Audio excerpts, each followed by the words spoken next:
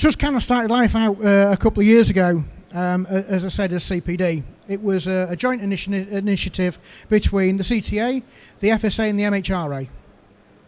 It was called the Cannabis Products Directive, and it was based around the Tobacco Products Directive, which is about safe regulated products and safe regulated sellers. Open, transparent and everything else that goes with it.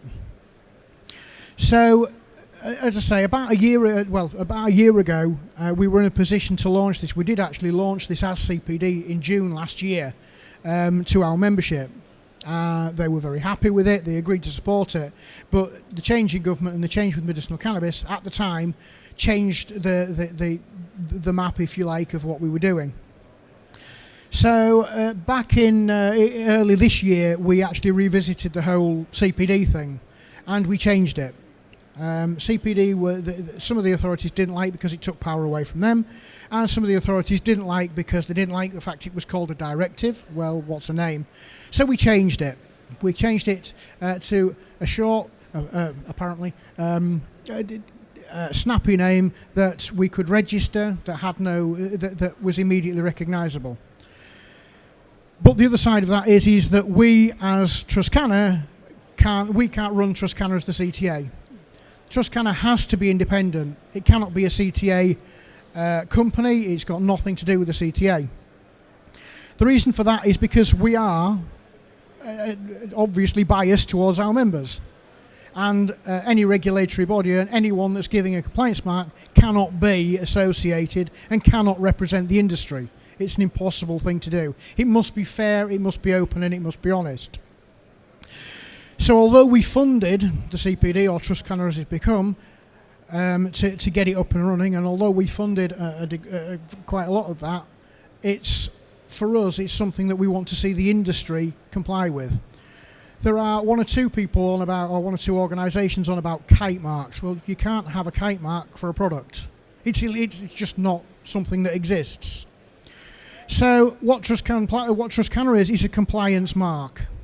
It's a certificated compliance mark that any registered business with any registered product should display on their packaging and on their products. What it allows everyone to do and what it allows to happen is for local government agents to be able to walk into a store, see the TrustCanna logo, check the registration, and know immediately that the people who are selling it are legitimate and the products that they are selling are legitimate too. We think that's a pretty important thing.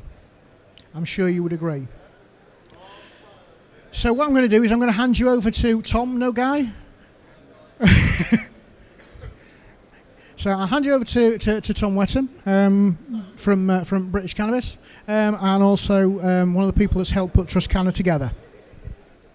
Okay, so good morning. So yeah, as Mike has explained, TrustCanna is a mark and a seal for cannabis products. He's briefly introduced why we need these marks on products and the compliance issues we've got. And I'll initially run through some of those reasons and some of the reports that we've had recently which identify why we need this. So firstly, I'm Tom Whettem. I'm the CEO of Cannabidol and British Cannabis. I'm also a founder of the CTA, which Mike is chairman of, and a director of the CTA. My involvement with TrustCanna has come as a result of my involvement with the CTA and my passion for compliance across the industry, and my knowledge of compliance through our business and the products that we produce. So we've seen with recent reports, so looking at the UK industry initially, we are the largest market in Europe currently. It's estimated at the moment that we're worth in excess of 300 million. Now that's more than the vitamin C and vitamin D market put together. I mean, that thing alone just shows us how far the industry has come. We've come from five years ago where we could fit the industry around a table to an event like this. From March it's getting even bigger. And it's imperative now that we look at the industry and protect the industry which we're all working so hard for. I mean, looking forwards to the future, 1 billion in the next 5 years. These are all estimates, but that is the entire UK herbal supplements business for 2016. 10% of adults have used CBD. and it's available in all major retailers nationwide now. This wasn't the case a year ago, it certainly wasn't the case 5 years ago. However, one thing underpinning all of this is the legal uncertainty. We have issues with novel foods, with the Misuse of Drugs Act and medicines regulations, and some of the things that Mike has run through. So what are the issues that we have with compliance? One of the first things is products not being as described. So the recent reports are showing that only 1/3 of products have within 10% of the advertised CBD content. The majority of products, that's more than half of products, contain less than half of the advertised CBD content. And in this report, even one CBD company, one pharmacy on the UK high street had no CBD whatsoever. Now this is a situation that can't continue. This sort of information coming out with products that are being presented with no CBD in is damaging our business and the industry as a whole. So the second issue is products being unsafe. So again, the same report shows that 1/4 of those products that were tested, and 30 products were tested in total, contained unsafe levels of diochloromethane. So that's a carcinogen. The levels that were reported were above food standard levels. Now we're producing food products, and every single food product is required to meet those standards. Also, cyclohexane was reported in one product. Now this may be fatal. Again, looking at the size of the industry, where we've come, it is imperative now we look at this and ensure that the practices that some companies make in this industry do not affect the rest of the businesses that act compliantly. And in addition to that, we're all aware that we do need to be testing and doing due diligence to ensure that heavy metals, pesticides and all other unwanted constituents aren't contained in our products. So then the final issue is legality, and it comes down to the drugs issue, and we've been here for a long time. The whole 2% thing, the whole industry sort of thought we were working to 2%. The actual law is 1 milligram in component parts. The industry is moving forwards with this. However, the fundamental thing that underlies this is if you get this wrong, the consequences are serious. However unlikely it may be that you will get prosecuted, is that a risk your business wants to take?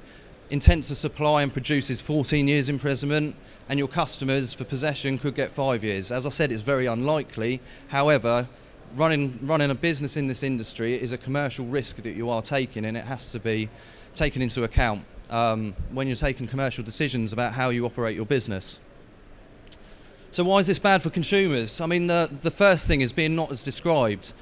Ultimately, if you're aware that your products do not contain the right amount of CBD and you're selling those to consumers, that is wrongful criminal deception. You're defrauding customers. We cannot have this continue on, and those reports of half products containing less than half the amount of CBD. Ignorance isn't really a defence in this instance. I keep coming back to we have to protect the industry. We need something in place to ensure that consumers are not put in this position. Consumers should rightfully be able to purchase products and have the products that they are intending to purchase and the amount of CBD.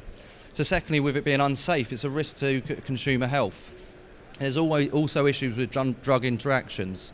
If you have products that do not have the correct amount of CBD in it, and a customer starts using that product and gets used to a set dose, they may then turn to another product and administer CBD that can then interact with other drugs.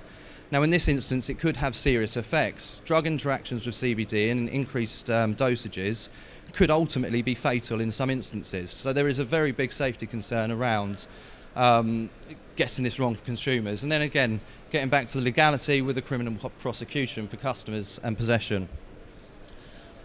So this is the main thing. Why is it bad for business? Not as described. I mean, everyone here and everyone in the industry and all of our members, they want to act compliantly.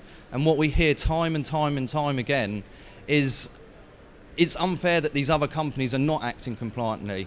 They have an unfair competitive advantage. If they're putting half the amount of CBD in their products, they've got twice the amount of margins.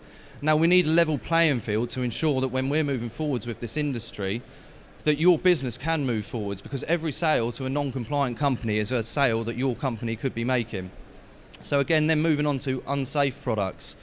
It is an offence to place an unsafe food product onto the market. You can get an unlimited fine and you can get imprisonment. So if you get this wrong, again, there are serious consequences. Then again, going back to the legality, we all know the consequences of getting this wrong and what can happen. So the final part of this is the question of insurability. The MPA have made a recent announcement to pharmacists. The MPA provide insurance to pharmacies, and it's only in the last few weeks that they made an announcement informing pharmacies if they do not get this right, if they do not have compliant products, if they have detectable, quantifiable amounts of THC in their products, it will leave them uninsurable.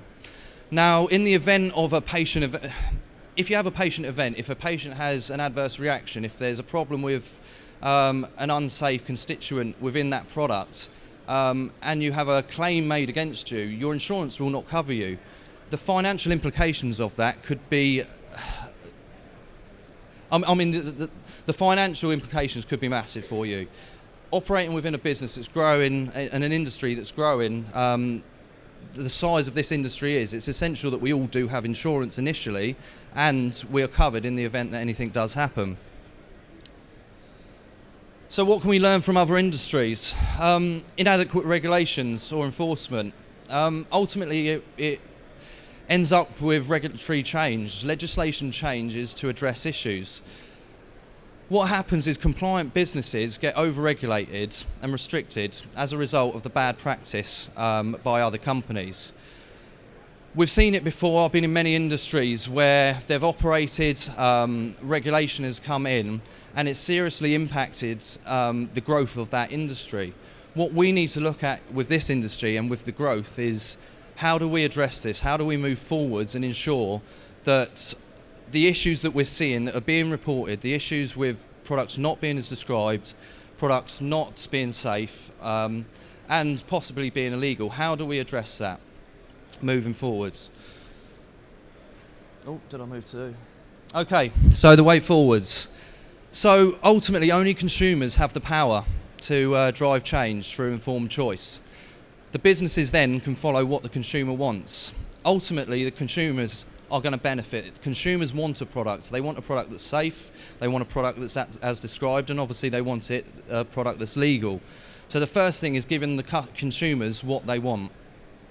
So the consumers benefit, and then ultimately non-compliant businesses lose their competitive advantage. So the prerequisites for change. So firstly, businesses need to certify their products to meet the required standards. That needs to be an independent certification. Then secondly, consumers need a mark of trust to identify those compliant products. So we've seen this with other marks like Vegan Mark, the Soil Association, and Fair Trade Mark. Consumers see these marks as a mark of trust. They understand that these marks identify a product and its standards. We believe that in this instance, and what this industry needs, is that mark of trust, that mark of standards, that consumers can identify compliant products. So that introduces TrustCanna. So as Mike introduced earlier, so TrustCanna is a cannabis product certification process. So it certifies that a product is safe, legal, and as described. So it provides consumers with a single register of all products that will enable them to make informed purchasing decisions from safe, ethical suppliers of cannabis products. From farmers, producers, manufacturers and resellers, any business in the supply chain can register and get TrustCanna to certify their products as compliant. So as Mike mentioned earlier, TrustCanna has been an evolution. It's been gone through consultation. It was initially put forward by the MHRA as a proposal based on the TPD framework for vape products. We then involved the FSA and other regulatory departments to consult on the process. That then formed CPD, the Cannabis Product Directive, and then following further consultation and a lot of time, we ended up with looking at the Tobacco Products Directive being far too stringent. It deals with a toxic product, and you need to have a much easier, clearer way forward for the cannabis industry, and that was the birth of TrustCanna. So at this point in time, we have got some good support through government departments with the scheme that we're proposing. It's already been presented to them, and we're moving forwards across Europe and presenting to member states the TrustCanna framework. What we hope moving forwards is we get mass adoption initially through Europe with the support of those regulatory departments. So imperative to this, we need consumer adoption. So consumers want a mark of trust, they want to be able to make an informed purchasing decision, and they want to know that the product is, as described, safe and legal. So we've gone over some of the business benefits. It will see an end to that unfair competitive advantage. It's a mark of excellence for your company to demonstrate that you meet those required standards. And one of the most important things, I think, for a business, and why I believe that this provides a massive amount of value to business, is the ratification that you are doing this right. Ultimately, for any business, you have to comply with regulations. Any business has struggled with understanding legislation and what's required. The process of the TrustCanna certification makes the business aware of all of the requirements. By the time you're certified, you can be sure that your company is acting compliantly. And that's a massive saving for a business. If you bring in consultants to provide you with that information, it would far outweigh any cost that it's going to be to register your products with TrustCanna, and I believe this is one of the biggest benefits that the scheme offers. And the last thing is the distinction of being first in the industry to meet these standards. It's a great marketing tool that you can use for your products. So how's TrustCanna going to be good for the industry? Again, the threat of legislative change that could cause massive amounts of damage to the industry. We don't want that to happen. So while there's no evidence to suggest that CBD is unsafe, the trigger for the regulatory shift would be that point where safety gets called into question. Going back to the reports that we've seen, there are some safety concerns. There are non-compliant products. We can't just go into this blind. We need to address this before regulators address it themselves. We've seen this in other industries. It can be done, but it's imperative that firstly consumers and business support this moving forwards. So what does TrustCanna cover? So initially it's going to cover foods, vapes and cosmetics. This was part of the initial proposal. Foods are currently live and we're starting to take applications now. There are already products going through the certification process, and we expect to see some products certified hopefully within the next few weeks. Vapes and cosmetics will come later this year and early on into 2020. And fundamentally, medicinal cannabis and grow at home was part of the original format that was proposed and has been consulted upon, and will hopefully form part of TrustCanna moving forwards when we're in a position to do so. So just looking at the specifics, so as I said, we're just looking at food registrations and accepting those initially now. So what do we cover with the certification? So firstly, it's the correct amount of CBD advertised in your product. The second thing is CBD products must ensure they don't make any health claims. We've all heard about medical claims. We all know you can't make medical claims. However, health claims under food law are not allowed unless they're approved by the European Union. Thirdly, CBD products must not make any direct or implied medical claims, which we all know. Then moving on to making sure that they're safe. So firstly, all suppliers are food businesses, they're food business operators, and they need to ensure that they're registered with the local authority. They need to ensure that their product is safe for human consumption. They need to ensure that ingredients used in the CBD products are purchased from reputable suppliers. They need to ensure that CBD suppliers have traceability records. They need to ensure CBD products are labelled correctly, and they need to ensure that CBD products are not harmful to customers. Now, these aren't requirements that TrustCanna have put in place. These are requirements in law. These are already there, and these already should be met by all companies in this industry. Again, it comes back to this ratification. All businesses should be doing this. If you're not doing this, this provides an ideal opportunity to raise the standards of your business and meet those required standards. And then finally, obviously, we've got the situation with the legality under the Misuse of Drugs Act. So part of the process is ensuring that products contain non-detectable or quantifiable amounts of THC, because currently the law around THC in products isn't 0.2%, it is 1 milligram, and the legal opinion around that would be that as soon as it is able to be quantified and detected, then you could possibly be prosecuted. So part of the process is lab reports. Now, the fundamental part about lab reports is initially we were looking at requiring lab reports from every company for every product, looking at heavy metals, CBD content.